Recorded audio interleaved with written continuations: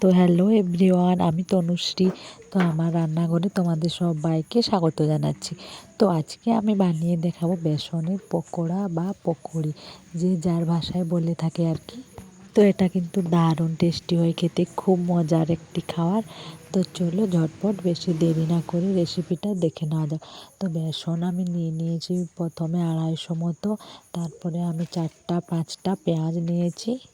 তো এখানে আমার আর কিছুই লাগবে না, একদম পুরো কম উপকরণে আজকে আমি রেসিপিটা তোমাদের সাথে শেয়ার করছি। তো প্রথমে পেঁয়াজগুলো একদম পুরো পাতলা পাতলা করে কেটে নিতে হবে, ভালো করে একদম পুরো সরু সরু করে।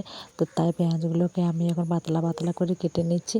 আর এদিকে পুরো ঠান্ডা ওয়েদার আর বৃষ্টি পড়ছিল, তো তাই ভাবলাম ঠান্ডায় ঠান্ডায় আজ আমরা কিছু খাওয়ার টেস্টি কিছু খাবার বানানো যাক। তো প্রথমে আমি একটা কড়াই চাপিয়ে দিয়েছি, এখানে তেল দিয়ে দেবো। তো তেলটা আমার আগের থাকতে রাখা ছিল, এটা আমি সাদা তেল এখানে নিয়ে নিয়েছি। তো তেলটা গরম হতে একটু টাইম লাগবে, 5 মিনিটের মতো।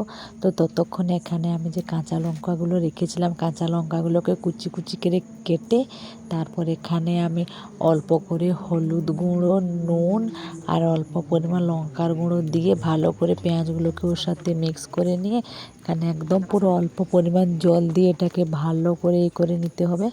আর হ্যাঁ, এটা যত ভালো করে মাখাতে পারবে ততই কিন্তু ভালো হবে পকোড়াগুলো। তো এরকম করে আমি এটাকে মাখিয়ে নিয়েছি, তোমরা দেখতেই পাচ্ছ। এরপরে এখানে তেলটা আমার এতক্ষণ পর্যন্ত গরম হয়ে গিয়েছিল। তো তেলটা গরম হয়ে যাওয়ার পর এগুলোকে আমি এক এক করে সবগুলো পকোড়াগুলোকে ছেড়ে দিলাম তেলটার মধ্যে দিয়ে এটাকে এপাশ ওপাশ করে ভালো করে নেড়ে চেড়ে ভেজে নিলে তো ব্যাস রেডি হয়ে গেল আজকে আমাদের বেসনের পকোড়া। আজকে রেসিপিটা এই পর্যন্ত। কেমন লাগলো? টাটা, চলো বাই, দেখা হচ্ছে নেক্সট ভিডিওতে।